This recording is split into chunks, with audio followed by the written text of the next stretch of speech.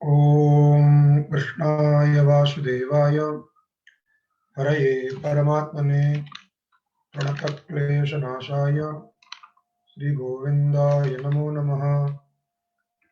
गंगातरङ्गरमणीयजटाकलापं गौरीनिरन्तरविभूषितवामभागं नारायणप्रियमनङ्गमदापहारं वाराणसीपुरपतिं भज विश्वनाथं।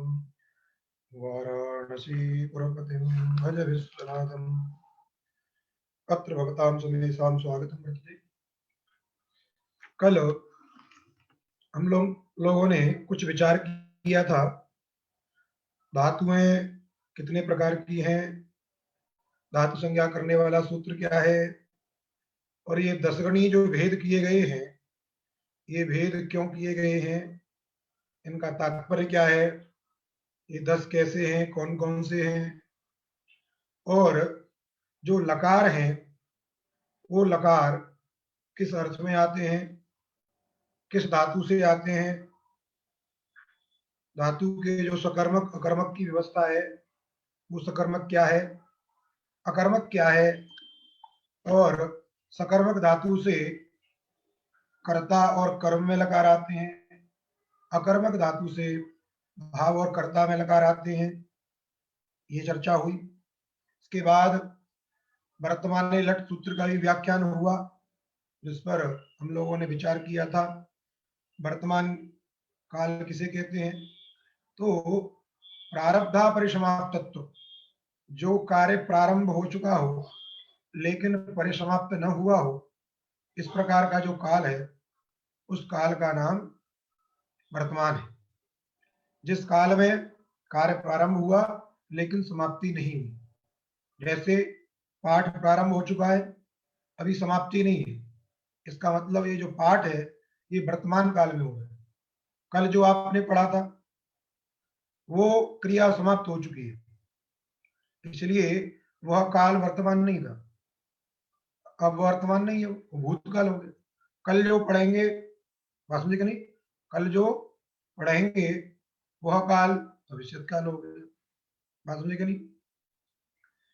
इस प्रकार वर्तमान काल के लक्षण और भी सारे किए गए हैं। एक यहाँ पर भी लिखा है, स्वध्वंस प्रागभाव अनधिकरण वृत्तित्व, बात समझे। स्वध्वंस प्रागभाव, इन दोनों का जो अनधिकरण हो, अर्थात उसमें उस काल का ध्वंस न हो और प्रागभाव भी न हो, समझे कि नहीं। प्रागभावानिधिकरण, स्वध्वंस प्रागभावानिधिकरण, अपने ध्वंस और प्रागभाव का जो अनधिकरण है, अनधिकरण काल है, वही वर्तमान है। जैसे जो क्रिया भी चल रही है, क्रिया चल रही तो ध्वंस नहीं हुआ है, और चूंकि क्रिया चल रही है इसलिए प्रागभाव भी नहीं। उत्पत्ति के पूर्व प्रागभाव रहता है, जब कोई कार्य उत्पन्न होने की स्थिति में उत्पन्न हुआ नहीं है, उसके होने के पूर्व। जैसे कल हमको अध्ययन करना है, तो कल अध्ययन जो क्रिया होगी उसका प्रागभाव आज है, जब तक कि वो क्रिया प्रारंभ नहीं हो जाती है, तो उस क्रिया का क्या है, प्रागभाव है। और अभी जो हमने प्रारंभ किया क्रिया, उसका ध्वंस नहीं हुआ। ध्वंस कब होगा, जब वो क्रिया समाप्त हो जाएगी तो ध्वंस होगा। तो क्रिया का ध्वंस और प्रागभाव जहां न रहे, जिस काल में, जिस अधिकरण में न रहे, उसी को क्या कहते हैं, वर्तमान। उसी को प्रारब्ध और अपरिसमाप्त। तो प्रारब्ध कह दिया, इसका मतलब ध्वंस नहीं है। जब कोई चीज प्रारंभ है, अभी चल रही है, तो उसका ध्वंस कैसे होगा, बात समझेगा नहीं। इसलिए प्रारंभ। और अपरिसमाप्त, अपरिसमाप्त इसका मतलब अभी चल रही है, वो चल रही, इसका मतलब उसका प्रागभाव नहीं है, दोबारा नहीं हो रही है, वो चालू है। इसलिए दोनों जो हम कह रहे हैं, प्रारब्धा परिसमाप्तत्व अथवा स्वधंस प्रागभावानिधिकरण वृत्तित्व, ये जो बात हम कह रहे हैं वही है, समझे कि नहीं। इस प्रकार ये वर्तमान को आप समझे। फिर बताया था भू धातु का अर्थ जो है सत्ता है। सत्ता किसे कहते हैं, तो सत्ता के बारे में कहा, आत्मधारणानुकूल व्यापार है। अर्थात धातु का जो अर्थ हुआ आत्मधारणानुकूल व्यापार। आत्मधारण माने स्वरूप धारण। जैसे आपसे पूछा जाए कि देवदत्त व्यक्ति क्या है, तो आप यही कहोगे ये देवदत्त जो मांसपिंड हमको दिखाई दे रहा है, इसको हम देवदत्त पद से व्यवहार करते हैं, यही देवदत्त है। और कौन देवदत्त है, आप समझे कि नहीं? तो उसने क्या कर रखा है, जैसे देवदत्ता भवती, अर्थात देवदत्त अपने स्वरूप को धारण करता है, उसकी सत्ता है, वो अपनी आकृति को धारण करता है, उसी का नाम है सत्ता, जिसकी प्रतीति अस्ति अस्ति करके होती है। सत, सत माने है, अस्ति, सतरूपेण जिसकी प्रतीति वही तो सत्ता है। जैसे देवदत्ता भवती अर्थात देवदत्ता अस्ति, इसलिए भवती और अस्ति क्रिया दोनों क्या है, समान है। आप बोलते भवती और अस्ति, तो भू सत्तायाम और अस धातु भूवि, अर्थात भू का जो अर्थ है वही अस का भी अर्थ है। जैसे बोलते हो अस्ति माने है, कोई चीज विद्यमान है, वैसे ही भवती का भी अर्थ वही है। इसलिए आत्मधारण अर्थात स्वरूप धारण, स्वरूप का जो आश्रय आश्रय करता है, उसी को भवती शब्द से हम कहते हैं। उसी को माने एक परिशिष्ट परिलक्षित भाषा जो हम कहते हैं आत्मधारणानुकूल व्यापार। तो आत्मधारण माने स्वरूप धारण, ये फल है। और तदनुकूल व्यापार क्या है, उसके क्रियाकलाप है। अरे स्वरूप को धारण करने का मतलब क्या है, भाई चल रहा है, फिर रहा है, खा रहा पी रहा है, सब उसकी स्थिति हो रही है। उसी रूप को जो है, वस्तुतः इनको ऐसे दिखा नहीं सकते। क्रिया कोई ऐसी वस्तु नहीं है जिसको हम पिंडी भावन दर्शयितुम शक्य, जैसे कोई गोला बना के दिखा दो, देखो ये क्रिया, भू क्रिया, ये पच क्रिया, ये क्या है, ये बुद्धि का विषय। गुणभूतैरवयवै समूह क्रम जन्मनाम बुद्धिया प्रकल्पितो वेद क्रियेति विपतिष्यते। भर्तृहरि वाक्यपदियम में कहते हैं गुणभूतैरवयवै, गुणीभूत जो अवयव है, छोटी छोटी क्रियाएं, जैसे हमने बताया था आपको कल, जब पचती प्रयोग करते हैं तो वहां बहुत सारे काम होते हैं छोटे छोटे, चावल बीनना, चावल धुलना, चावल को गैस पे रखना, पानी डालना, चलाना, बार बार बीच में देखना, ये सारी क्रियाएं होती हैं। इन छोटी छोटी क्रियाओं को मिलाकर के उनको एक माना जाता है। गुणभूतई अवयवई समूह क्रम जन्मनाम, क्रम जन्मनाम अर्थात क्रमेण उत्पत्स्यमाना नाम, क्रम पूर्वक। पहले ऐसा नहीं कि पहले कोई जो है गैस चला दे उसके बाद में जाके चावल बीनना लगे, उसका क्रम है। पहले आप चावल साफ कर लेते हो, धुल लेते हो, उसके ऊपर बर्तन रख देते हो, तब जाके जो गैस चलाते हो, पानी डालते हो, चावल डालते हो, ये क्रम है। ऐसा पहले कोई नहीं करता, गैस चला दिया, गैस चालू है और इधर जो है चावल बीन रहा है अभी, फिर धुल रहा है, फिर उसको बर्तन में डालेगा, तब जाके गैस पे रखेगा। तो ऐसा उसमें व्यतिक्रम नहीं कर सकते, एक क्रम रूटीन बना हुआ है, इसके बाद ये करना है, इसके बाद ये करना है। इसलिए क्रमेण समूह क्रम जन्मना, क्रम से उत्पन्न जो छोटे छोटे क्रियाएं, छोटे छोटे जो व्यापार है, इनमें बुद्धि के द्वारा एक मान, अभेद बुद्धि मानी जाती है, इनको एक मानते हैं। ये जितना व्यापार हमने किया सब एक है, बुद्धिया प्रकल्पितो भेद, तो उनको एक मान लेते हैं, उसी को क्रियापद से व्यवहार करते हैं। इस प्रकार की क्रिया कौन सी है, भू है, हो गई, इसको हम धातु शब्द से कहते हैं, भू धातु हो गई। उससे वर्तमान काल को हमको बताना है कि अर्थात ये भू धातु वर्तमान काल को कहे, तो वर्तमान काल की विवक्षा रहने पर ये भू धातु कैसी है, तो जो भू धातु है इसका अर्थ क्या है, आत्मधारणानुकूल व्यापार। तो जो फल है आत्मधारण और तदनुकूल जो व्यापार है वो एक ही व्यक्ति में रहता है, किसमें रहता है, एक ही व्यक्ति में। इसीलिए फल समानाधिकरण व्यापार वाचक होने के कारण भू धातु को अकर्मक कहते हैं, समझे कि नहीं? तो इसलिए अकर्मक धातु है। और अकर्मक धातु से लकार किस अर्थ में आते हैं, भावे कर्तरि च, अकर्मकेभ्यो भावे कर्तरि च। अकर्मक धातु से या तो भाव में लकार आएगा या कर्ता में आएगा। तो ये आपकी विवक्षा होती है, भाव में आपको लाना है कि कर्ता में लाना है। तो यहाँ पर ग्रंथकार की विवक्षा है कर्ता में लकार आए, इसलिए कहा कर्तृविवक्षायाम, कर्तृविवक्षायाम भू ल इति स्थिते, अर्थात भू धातु से कर्ता अर्थ में लकार आवे तो लट लकार आएगा, तो कर्ता अर्थ में आएगा, इसका मतलब लट का अर्थ क्या होगा, कर्ता। लट का अर्थ वर्तमान भी है, कर्ता भी, समझे कि नहीं? जब कर्ता अर्थ में आएगा तो उसका अर्थ कर्ता भी है, और वर्तमान में आता ही है इसलिए वर्तमान भी। अब ये नहीं कहना एक के दो अर्थ कैसे हो सकते हैं। जब एक व्यक्ति 4 रोटी खा सकता है तो एक आदमी के 2 अर्थ नहीं हो सकते। आप समझेंगे नहीं, वो भी अपना जो है सामर्थ्य रखता है, कई सारे और भी अर्थ हो सकते हैं, वो तो अपना अपना सामर्थ्य है। ठीक, इसलिए कर्तृविवक्षायाम भूल, क्योंकि लट किया था और लट में अकार और टकार की संज्ञा कर दी थी, अटऊ इतऊ, तो कहा था कि ल की भी कर दीजिए।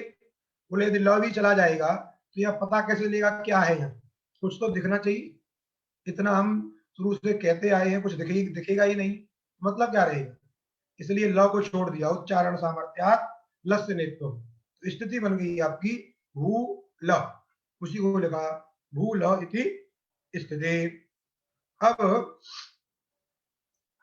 अग्रिम सूत्र है तिप्तझी सिप्थस्थ मिव वस मस ता तान झ था सा थाम ध्वम इड वही मई, ध्वम इड वही मई, ये सूत्र है।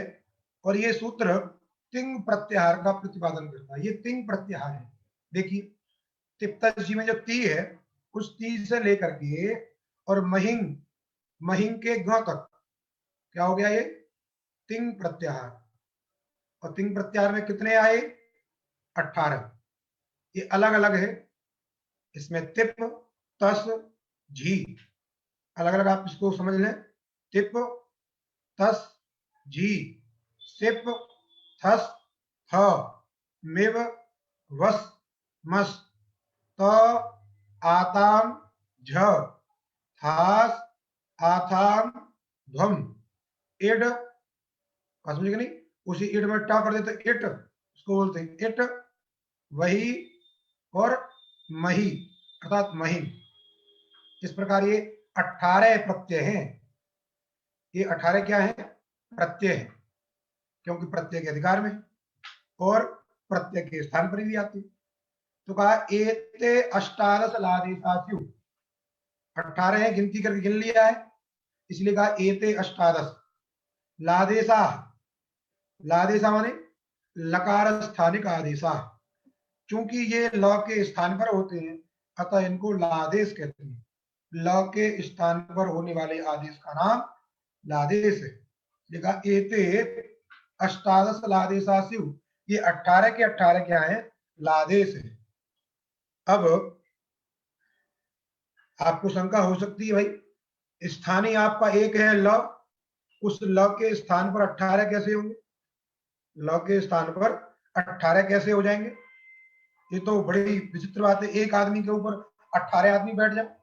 अरे एक बैठ जाए उसको उठा लेगा, 2 बैठ जाए थोड़ा पहलवान होगा तो उठा लेगा, 3 भी उठा लेगा, और उससे ज्यादा बैठ जाएंगे तो क्या करेगा। तो वही कहा एक ही स्थानीय है और एक ही स्थानीय के स्थान पर 18 18 हो जाए, ये कैसे संभव है, आप समझेगा नहीं।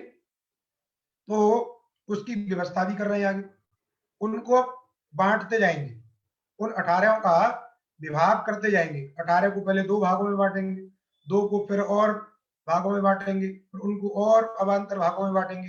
वो बांटते बांटते बांटते बस एक ही रह जाएगा और वो एक के स्थान पर एक होगा, बात समझेंगे नहीं। तो पहले कह दिया एते अष्टादश लादेशास्यु, बात समझेंगे नहीं, ये एक के स्थान पर 18 18 क्या होते हैं, लादेश होते हैं, बात समझेंगे नहीं। यहाँ पर एक टिप्पणी में नीचे लिखा है, देखिए आप गीता प्रेस वाली में 3 नंबर पर, ननु एकस्य लस्य स्थाने कथम अष्टादशादेशा भवेयुः, एक ही ल के स्थान पर 18 किस प्रकार हो जाएंगे भाई, कैसे, ये तो बड़ी नाइंसाफी है, एक के स्थान पर 18। तब कह रहे हैं इति चेत, यदि ऐसी बात आपको लगती है तो कहा प्रति प्रधानम गुणावृत्ति न्यायेन प्रधानादेशानुरोधेन एकस्यैव लस्य पुनः पुनः उच्चारणः। देखिए प्रति प्रधानम गुणावृत्ति, इस बात को ऐसे समझें जैसे आप किसी स्थान पर बैठे और उस स्थान पर बैठे हैं आप, वहां पर पहले कोई आपसे सीनियर व्यक्ति या आप जिसका सम्मान करते हैं या जो सम्मान योग्य है वो व्यक्ति आ जाए तो क्या होता है, आप उसको स्थान देते हैं या खड़े होते, जो भी करें आप उसका अभिवादन करें। तो एक आया, एक बार आप खड़े हो गए, एक बार अभिवादन कर दिया। यदि उसी तरीके का दूसरा व्यक्ति आया तो दोबारा भी उठोगे कि नहीं, दोबारा अभिवादन करोगे। तीसरा आएगा तो 3 बार उठोगे। यदि ऐसे अभिवादन के योग्य व्यक्ति बार बार आते हैं, 50 आ जाए तो आपको दिन में 50 बार ही उठना पड़ेगा। और समझे नहीं? तो होता क्या है, वो जो प्रधान व्यक्ति है उसके अनुसार हम अपनी क्रिया करते हैं, प्रधान के अनुरोध से। जो सम्मानित व्यक्ति है, चाहे वो 10 रहे, चाहे 11 रहे, चाहे 1 रहे, जितनी बार आएगा उतनी बार हमको थोड़ा सा सीधे हो जाएंगे। जैसे अध्यापक लोग होते हैं, प्राचार्य जी आए, हाँ जी, वे ऐसे हो गए। तो ये सम्मान की दृष्टि होती है। अब वो 10 बार आएगा तो 10 बार ही ऐसे करना पड़ता है, या खड़े होना पड़ता है, सम्मान करना है भाई। तो ये क्या है, ये न्याय है। प्रति प्रधानम गुणावृत्ति, एक एक प्रधान के लिए यदि आपके सम्मानित सदस्य 10 है तो 10 के लिए वही आपको कार्य करना पड़ेगा। जैसे, और समझे इसको, किसी मंच पे 10 लोग बैठे तो या तो आप किसी का सम्मान मत करिए या फिर आपको 10 का सम्मान करना पड़ेगा। यही तो होता है, क्योंकि सभी व्यक्ति प्रधान है। यदि एक का भी नहीं करोगे तो कह देगा इसने हमारा अपमान कर दिया है, अस्याम सभायाम न अहम भविष्यामि, अब मैं सभा में नहीं रहूंगा, निकल रहा हूं, तुरंत बोल देंगे। इसलिए प्रति प्रधानम गुणावृत्ति, प्रत्येक प्रधान के लिए जो गुण होते हैं, अर्थात जो गौण होते हैं अथवा जो न्यून होते हैं, वो आवृत्ति अर्थात उनका बार बार आवर्तन होता रहता है। वैसे हम क्रियाएं करते रहते हैं उसके सम्मान के लिए। तो वैसे ही स्थानीय 1 है और आदेश कितने हैं, 18। आदेश प्रधान है, जो तिप्तजी इत्यादि क्या है, प्रधान है। क्यों प्रधान है भाई, इन्होंने ऐसा कौन सा गांव के गांव बसा दिए, गांव चला दिए, प्रधान कैसे हो गए? तो इनको ये कहिए, क्योंकि तिप्तल जी का प्रयोग लोक में होता है। लोक में भवती, भवतः, भवंती, तिप्तल जी का प्रयोग कहां हो रहा है, लोक में होता है। लेकिन ल का प्रयोग कोई नहीं कहता भूल, देवदत्ता भूल, फिर देवदत्ता भूल ऐसे कहता, देवदत्ता भूल, देवदत्ता भूल, ऐसा नहीं, देवदत्ता भवती, देवदत्ता भवतः, ऐसा कोई बोलेगा। क्योंकि ये लोक में प्रयुक्त है, इसलिए ये क्या है, प्रधानीभूत है। कौन, तिप्तल जी जो आदेश है, ये हो गए प्रधान। और ल क्या है, लोक में प्रयुक्त नहीं होते, इसलिए क्या है, वो गुण है।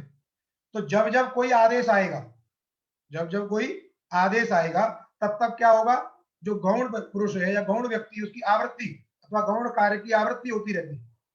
तो ती आया तो ल उसके साथ साथ जाता, अर्थात ल के स्थान पर ती होता है। तस आया तो तस के अनुरोध से ल की फिर आवृत्ति होगी, अर्थात तस के स्थान, तस जो ल के स्थान पर होता है। झी जब आएगा तो उसके अनुसार उसकी आवृत्ति होगी, अर्थात बार बार उसकी आवृत्ति होती रहेगी। उसी को कहते हैं प्रति प्रधानम गुणावृत्ति। प्रत्येक प्रधान के लिए गुण की अर्थात गौण कार्य की जो आवृत्ति है, बार बार गुण को हम कहना पड़ेगा। बात समझे नहीं? जैसे आपके उच्च अधिकारी आए और आपसे पूरा ब्यौरा मांगे, तो एक बार प्रिंसिपल आए, आप आपसे पूछे आपकी कक्षा में कितने छात्र हैं, कहोगे 10 छात्र हैं। फिर और उच्च अधिकारी आए, एडी आए, आपके कक्षा में कितने छात्र हैं, बताओगे कि 10 हैं? बोले मैंने तो प्रिंसिपल को बता दी, अब नहीं बताऊंगा मैं। ऐसे कोई कहेगा? कोई नहीं कहेगा। इसलिए प्रति प्रधानम गुणावृत्ति, आपको बार बार बताना पड़ेगा, क्योंकि प्रधान है वो, आपका अधिकारी है। बात समझे नहीं? इसलिए प्रति प्रधानम गुणावृत्ति न्यायेन प्रधानादेशानुरोधेन, प्रधान आदेश के अनुरोध से एकस्यैव लस्य, एक ही लकार की क्या होती है, बार बार उच्चारण होता रहता है, आवृत्ति होती रहती है। इसीलिए 18 प्रधान है, 18 क्या हो जाते हैं, आदेश हो, एक स्थानीय हो जाते हैं, ल हो जाते हैं। तो एक के स्थान पर एक नहीं रहा ना, एक के स्थान पर एक नहीं रहा, अब अलग अलग हो गए। एक के स्थान पर एक रहा, एक के स्थान पर 18 नहीं रहे। 18 आदेश और 18 क्या हो गए, स्थानीय, ल हो गए। फिर भी ये तो ल के स्थान पे होते हैं, बात समझ में आ गई। लेकिन वहां पर विवक्षा, ये तिप्तज जी कुछ विशेष अर्थ को कहते होंगे, इनकी कुछ विशेष संज्ञाएं होंगी, उनको बताने के लिए अग्रिम सूत्र है लह परस्मयी पदम। लह परस्मयी पदम का लह षष्ठ्यंत है, अर्थात लादेशा, लकार स्थानिक आदेशा, प्रथमांत मानेंगे तो लादेशा, समझ गए नहीं, लादेशा इसलिए प्रथमांत से कर दे रहा है। लह प्रथमांत ही मानिए क्योंकि संज्ञा सूत्र है। लह और परस्मयी पदम, लह ये संज्ञी पद है और परस्मयी पदम ये संज्ञा पद है, अर्थात ल का अर्थ हो गया लादेशा। लकार के स्थान पर होने वाले जो आदेश हैं उनका नाम परस्मयी पद है। क्या है? परस्मयी पद। ठीक। और इसके बाद इसका मतलब देखिए 18 है, ल के स्थान पर ही आती, इसलिए 18 का नाम पहले क्या हुआ? पहले सामान्य नाम क्या हुआ? परस्मयी पद। फिर कह रही है तंगानऊ आत्मनेपदम, तंगानऊ आत्मनेपदम, तंग और आन, आनऊ दो वचन हो तो आनऊ में आन शब्द जो है दो जगह मिलता है। सानच एक प्रत्यय है उसमें भी आन बचता है, एक कानच प्रत्यय है उसमें भी आन बचता है, इसलिए आन से दोनों का मतलब हो गया। और उसी को स्पष्ट कर दिया वृत्ति में, तंग तंग प्रत्याहार और सानच कानचौ। तंग प्रत्याहार कहां से कहां तक है? देखिए मध्य में त से लेकर के ता ताम झ में लिखा है ना, तो त से लेकर के महिंग के ङ तक हो गया तंग, इसको क्या कहेंगे? तंग। ठीक। तंग प्रत्याहार अर्थात 9, त से लेकर के महिंग तंग कितने हैं? 9 है। त आताम झ, थास आताम ध्वम, इट वही महिंग, ये 9। और सानच कानच, सानच भी प्रत्यय है और कानच भी प्रत्यय है, समझ नहीं? च एतत् संज्ञास्यु, इनकी आत्मनेपद संज्ञा होती है और यह सूत्र पूर्व संज्ञा का अपवाद करता है, क्योंकि प्रथम सूत्र के द्वारा सामान्यतया 18 का नाम परस्मयी पद रखा जा रहा था। 18 का नाम क्या रखा जा रहा था? परस्मयी पद। अब इसने विशेष कह दिया कि उन 18 में से जो तंग है 9 और सानच कानच, इनका नाम क्या होता है? आत्मनेपद। और ये जो संज्ञा है पूर्व संज्ञा को रोक देगी, अर्थात तंग की परस्मयी पद संज्ञा नहीं होगी। तो जितने की आत्मनेपद हो गई उससे अतिरिक्त की क्या होगी? परस्मयी पद होगी। इसका मतलब जो तंग है उन 9 को आत्मनेपद में समझिए और उससे पहले तक वस मस यहां तक परस्मयी पद समझिए। अभी यही बात समझ में आई। तो क्या? तंग प्रत्याहार सानच कानचौ च एतत् संज्ञास्यु पूर्व संज्ञा बाधा, दो संज्ञाएं हो गई। तो तिप्तस जी के दो भेद कर दिए, एक तिप्तस जी सिप्तस्थ मिव वस मस, ये 9 अलग कर दिए, और पीछे के तादि जो है ये 9 अलग कर दिए। प्रथम जो है 9 उनका नाम परस्मयी पद है और द्वितीय जो 9 है उनका नाम आत्मनेपद है। तो ये आत्मनेपद संज्ञा है किसकी? प्रत्ययों की, लादेशों की, तिवादियों की। अब पूछा जाएगा कहां परस्मयी पद संज्ञक प्रत्यय होते हैं और कहां आत्मनेपद संज्ञक प्रत्यय होते हैं, अर्थात किस प्रकार की प्रकृति से परस्मयी पद संज्ञक प्रत्यय आती है और किस प्रकार की प्रकृति से आत्मनेपद संज्ञक प्रत्यय आते हैं। ध्यान दीजिए, संज्ञा क्या है? आत्मनेपद, परस्मयी पद, धातुओं की संज्ञा नहीं है ये, किसकी संज्ञा है? प्रत्ययों की संज्ञा है। कहा ना, लादेशा परस्मयी पद संज्ञा से, और लादेशा जो तंग आदि है वो आत्मनेपद संज्ञा से। तो लकार स्थानक जो आदेश है तिवादी प्रत्यय, उन्हीं का नाम परस्मयी पद और आत्मनेपद है, धातु का नाम नहीं है। लेकिन व्यवहार क्या करते हैं हम? ये परस्मयी पदी धातु है, ये आत्मनेपदी धातु है, ये उभयपदी धातु है, ऐसा ही व्यवहार होता है। आप कहते हो नहीं ये धातु कैसी है? परस्मयी पदी। तो वहां धातु में परस्मयी पदी व्यवहार क्यों होता है? क्योंकि उस धातु में परस्मयी पद प्रत्यय लाने की योग्यता है, इसलिए उस धातु को परस्मयी पदी कहते हैं। परस्मयी पदम अस्य अस्ति, असौ परस्मयी पदी, समझ नहीं? जैसे दंड अस्य अस्ति दंडी, तो परस्मयी पद है जिसके जिसके लिए, जिसके पास, जिसका संबंधी, उस धातु को क्या कहेंगे? परस्मयी पदी धातु, आत्मनेपदी धातु, उभयपदी धातु। वस्तुतः ये परस्मयी पद और आत्मनेपद संज्ञा प्रत्ययों की है, क्योंकि उन प्रत्ययों को लाने की योग्यता उन धातुओं के पास में है, इसलिए उन धातुओं को उस रूप में परस्मैपदी धातु, आत्मनेपदी धातु इस प्रकार का व्यवहार करते हैं। अब किससे परस्मैपद संज्ञक प्रत्यय आते हैं, किससे आत्मनेपद संज्ञक प्रत्यय आते हैं, किससे दोनों संज्ञक प्रत्यय आते हैं, उनको अब अग्रिम सूत्रों में बता रहे हैं। देखिए अब कह रहे हैं अनुदात्त गितः आत्मनेपदम, अनुदात्त गितः आत्मनेपदम, अनुदात्त अनुदात्तेतः, उसी को कहेंगे अनुदात्त है इत संज्ञा, इत संज्ञक जिसका, उसको बोलते अनुदात्तेत। गितश्च, गित माने नकारः इत यस्य, उसको गित कहेंगे, ऐसी जो धातु, इसलिए अनुदात्त गितः में है ना, अनुदात्तश्च गितश्च इति अनुदात्त गितौ, तौ इतौ यस्य, तौ इतौ यस्य, वे दोनों हैं इत संज्ञक, अर्थात इत का प्रत्येक में अन्वय, इत शब्द का प्रत्येक में, अर्थात अनुदात्तेत गित, अनुदात्त भी जिसका इत संज्ञक हो अथवा गित जिसका इत संज्ञक हो, घकार जिसका इत संज्ञक हो, ऐसी जो धातुएं रहेंगी उनसे आत्मने पद संज्ञक प्रत्यय आती है। आत्मने पदम से आत्मने, आत्मने पद संज्ञक प्रत्ययासु, बात समझे। धातु कैसी हो, अनुदात्तेत, अनुदात्त समझते हैं किसे कहते हैं, नीचैर अनुदात्तः, पीछे आप पढ़े सूत्र, उच्चैर उदात्तः, समाहार स्वरितः, उन्हीं को स्मरण करा रहे हैं। तो ये उदात्त अनुदात्त स्वरित अच के ही तो भेद है। इसका मतलब उन धातुओं में जो अच है वो या तो अनुदात्त है, और यदि उसकी इत संज्ञा होती है तो उसको अनुदात्तेत कहते हैं। कहीं उदात्त है तो उसको उदात्तेत कहते हैं उसकी इत संज्ञा होने पर।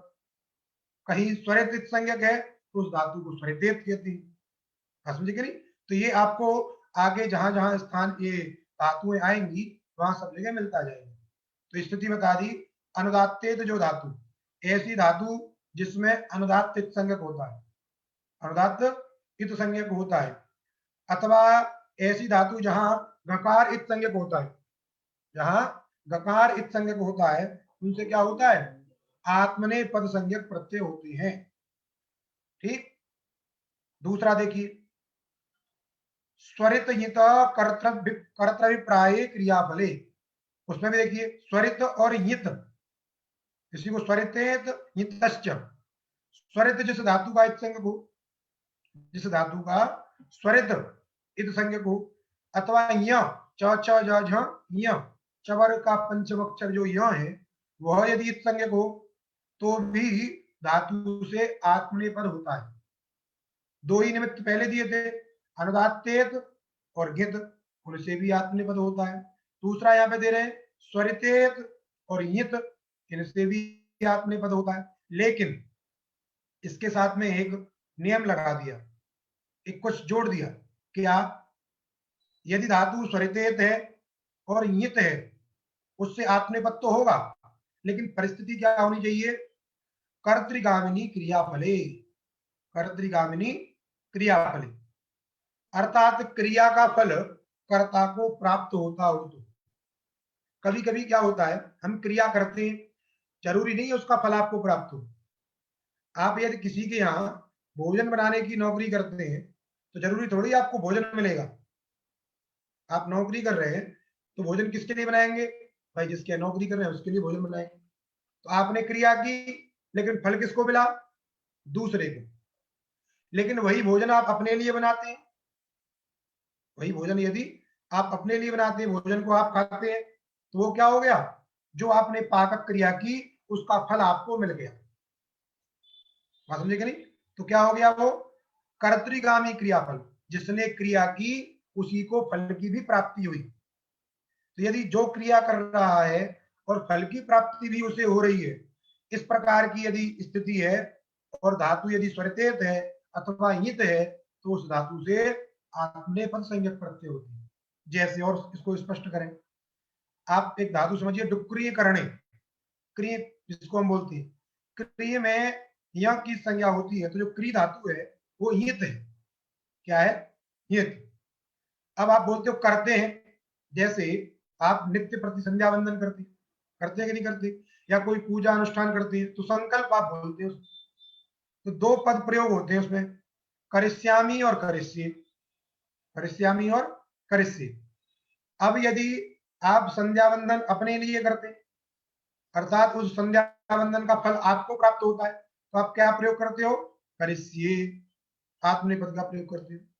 संध्या वंदनम अहम करिष्ये। और जब अभिषेक करते हो, षडंग रुद्राभिषेकम अहम करिष्यामि, यजमान को उद्देश्य करके, यजमान का कल्याण हो जाए, यजमान के पुत्र पौत्र आदि धन समृद्धि हो जाए, इस उद्देश्य से यदि कोई आप अनुष्ठान करते हैं तो वहां पर क्या प्रयोग करते हैं, अहम करिष्यामि, अर्थात क्रिया तो मैं कर रहा हूं लेकिन इसका फल किसको मिलेगा, दूसरे को, इसलिए उसका नाम परस्मयी, ध्यान दीजिए, परस्मयी, दूसरे के लिए, और आत्मने इधर अपने लिए, समझे कि नहीं। जब कोई चीज अपने को, फल अपने को मिलना हो तो आत्मने, और दूसरे के लिए करना है तो परस्मयी। तो ये केवल स्थिति किसमें है, यदि धातु स्वरितेत है, धातु क्या है, यदि स्वरितेत है अथवा हित है, वैसी धातु में यदि क्रिया का फल कर्ता को प्राप्त होगा, क्रिया का फल यदि कर्ता को प्राप्त होगा तो वहां पर आत्मनेपद होगा, और यदि क्रिया का फल कर्ता को प्राप्त नहीं होता है तो आत्मनेपद होंगे, परस्मैपद होगा। जैसे करिष्यामि, यदि उसका फल आपको प्राप्त नहीं हो रहा है, जैसे पच धातु है, डुपचस पाके, डुपचस, तो पच धातु यदि आप दूसरे के लिए पकाओगे, दूसरे के लिए पकाओगे तो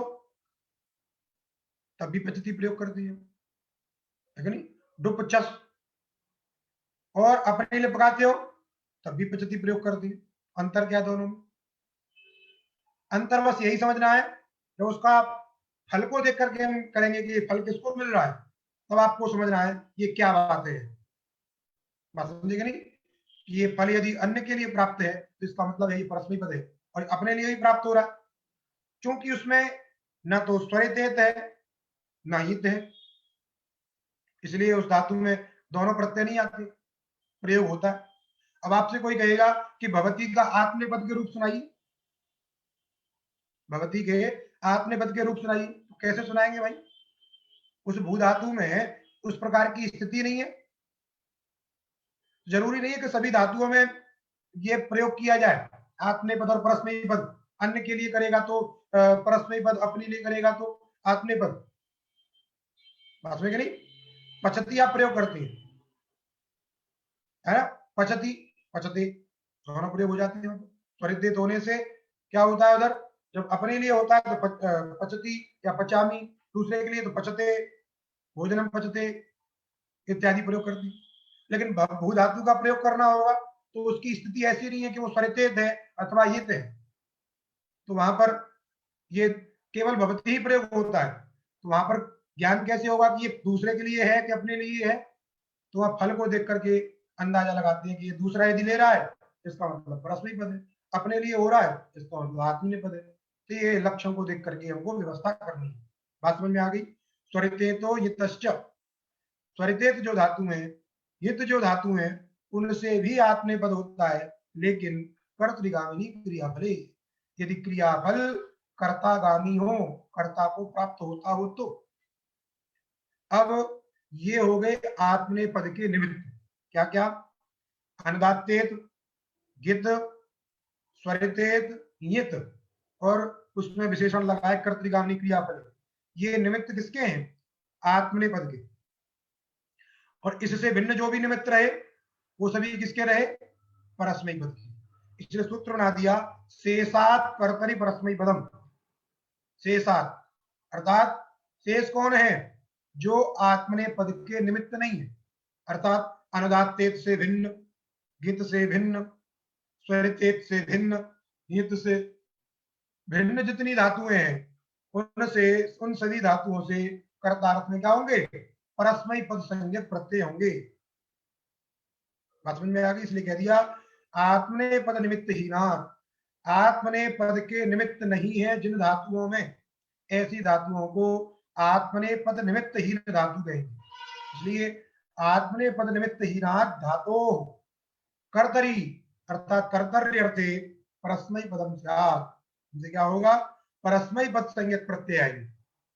क्योंकि यहाँ कर्ता की विवक्षा है सब जगह, तो कर्ता में ही आपने ल किया, उस ल के स्थान पर भी आदेश करने। तो ये तो हो गई संज्ञा। अष्टादश सूत्रों के दो भेद हो गए, अष्टादश जो प्रत्यय के दो भेद, परस्मै पद और आत्मनेपद। अब भू धातु कैसी है? भू धातु न तो अनुदात्तेत है, न ही गित है, ना ही स्वरतेत है, और ना ही हित है। इसलिए इसमें कोई भी आत्मने पद का निमित्त नहीं है। अतः ये धातु आत्मने पद के निमित्त से हीन है।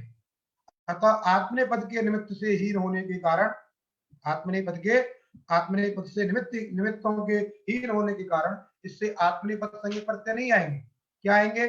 परस्मै पद संज्ञक प्रत्यय आएंगे। तो परस्मै पद संज्ञक प्रत्यय कितने हैं आपके पास में? 9। तो 9 आएंगे। तो 9 को किस तरीके से लाना है? तो आगे भी उनकी व्यवस्था करने के लिए सूत्र है, तिंगस्त्रीणि त्रीण प्रथम मध्यमोत्तमा। बात समझे कि नहीं? तिंग त्रीण त्रीण, तिंग के 3 3। तो ये जो सूत्र है ये सामान्य है, ये केवल परस्मै पद और आत्मने पद के लिए नहीं कह रहा है, इसलिए इसमें तिंग का शब्द का प्रयोग किया है। तिंग के 3 3। तो तिंग कौन है? पूरा अष्टादश जो प्रत्यय है वो तिंग है, उनके 3 3 त्रिक त्रिक बनाइए। त्रिक त्रिक जैसे तिप्तस जी 1 3 हो गए ना, तिप्तस जी 3, सिप्तस 3 है ना, मिब्बस मस 3, तो आताम झ 3, तास आताम धम 3, और इट वही मई 3। इसी कहते तिंग त्रीण त्रीण पदया है। तिंग तिंग उभयो, उभय से परस्मै पद और आत्मने पद दोनों समझने। तिंग उभयो है, त्रिका त्रिका, त्रिक त्रिक। तो पहले जो 9 है उनके 3, तिप्तस जी, सिप्तस त, मिब्बस मस, इस तरीके से बात समझ में आ गई। और इनको क्या करना है? पदयो त्रिका क्रमात् एतत् संज्ञास्यु, उनकी क्रम से क्या क्या संज्ञा करनी है? प्रथम मध्यम उत्तम।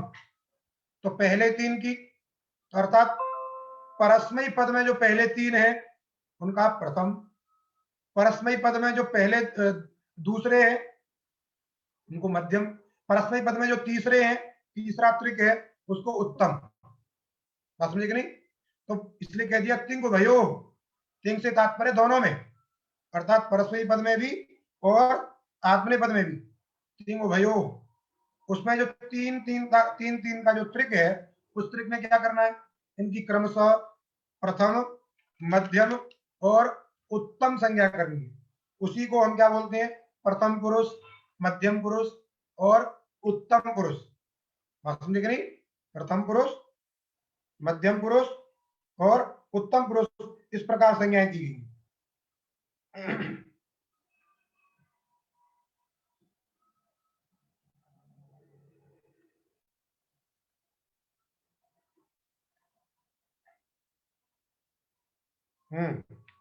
इसके बाद सूत्र देखिए, तान्येक वचन द्विवचन बहुवचनानि एकशः। तानी, तानी माने अभी जो हमने संज्ञाएं की, प्रथम, मध्यम और उत्तम, यही है तानी। उसी को कहा लब्ध प्रथमादि संज्ञानी।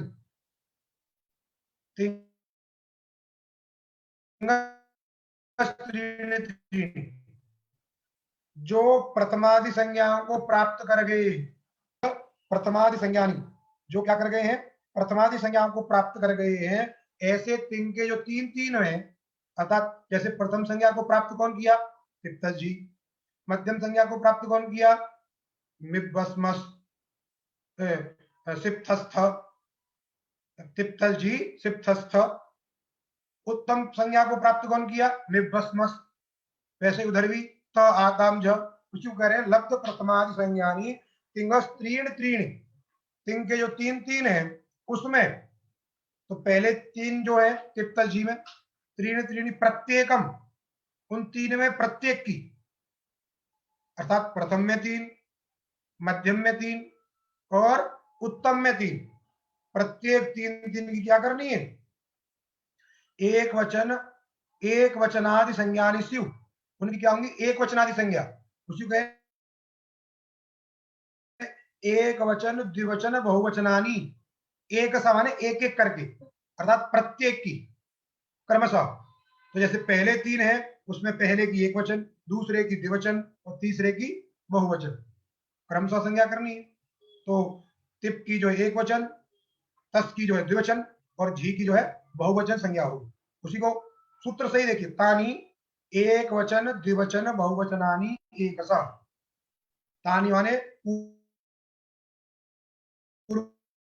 पूर्वोक्तानि संज्ञानी एक सह द्विवचन बहुवचन संज्ञक होते हैं। अर्थात प्रथमा में जो तीन है, प्रथम पुरुष में जो तीन है, उनको क्रमशः एक वचन द्विवचन बहुवचन, मध्यम में जो तीन है उनको भी क्रमशः एक वचन द्विवचन बहुवचन, और उत्तम में भी जो तीन है उनको भी क्रमशः एक वचन द्विवचन बहुवचन ये संज्ञाएं होती हैं। बात समझे कि नहीं? अब एक वचन द्विवचन बहुवचन संज्ञा करने के बाद अग्रिम सूत्र देखिए।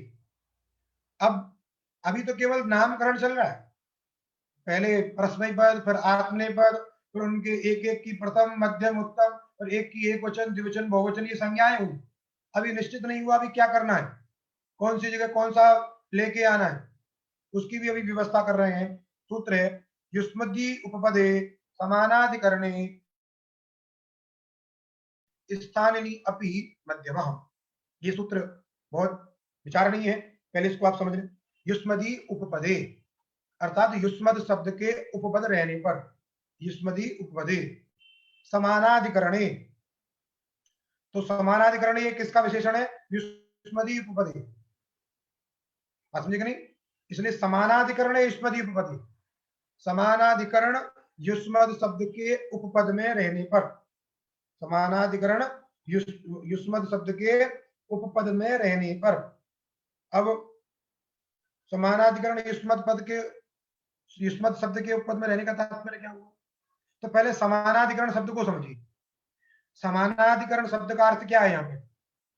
तो यहाँ समानाधिकरण शब्द का अर्थ है समानार्थ वाचकत्वम, एक अर्थ, समान अर्थ, अर्थात तिंग का जो अर्थ हो वही युष्मद शब्द का यदि अर्थ है, उसी को कहा गया है यहाँ वृत्ति में तिंग वाच्य जो कारक, तदवाची जो युष्मद, तिंग वाच्य जो कारक और तदवाची जो युष्मद शब्द।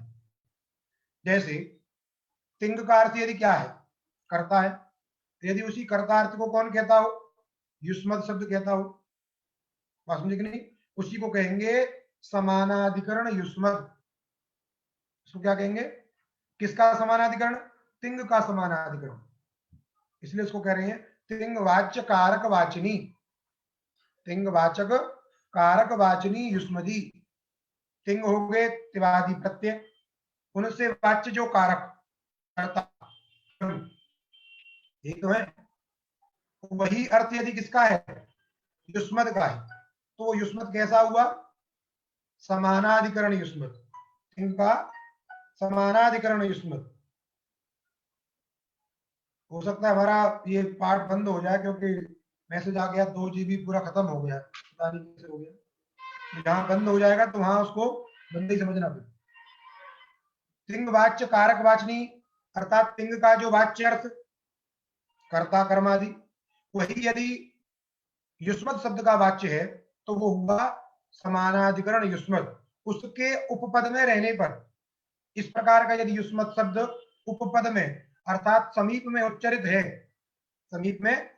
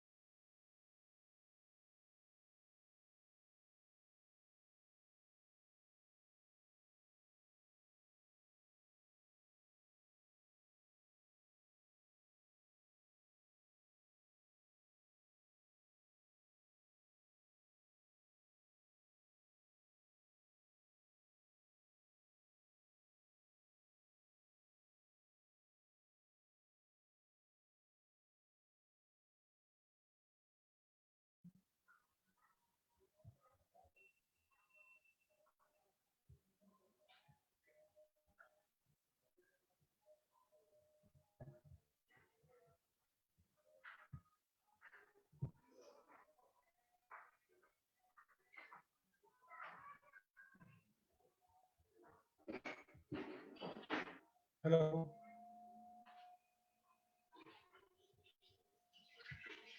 कोई दिख नहीं रहा है।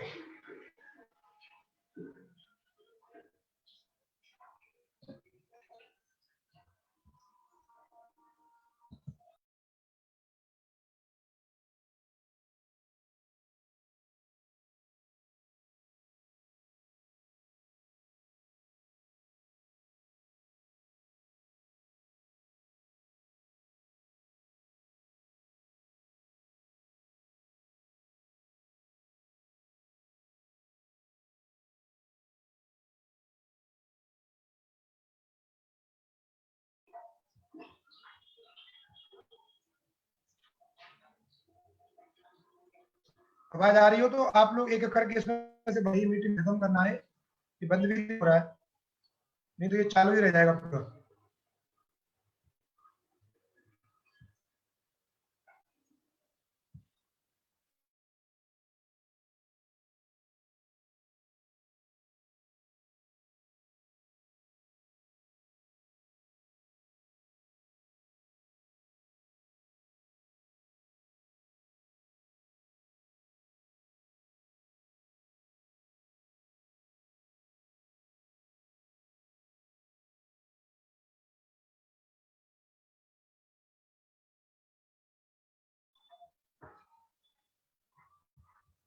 अगर आज आ रही है तो आप लोग उसमें से ये बनना पड़ेगा।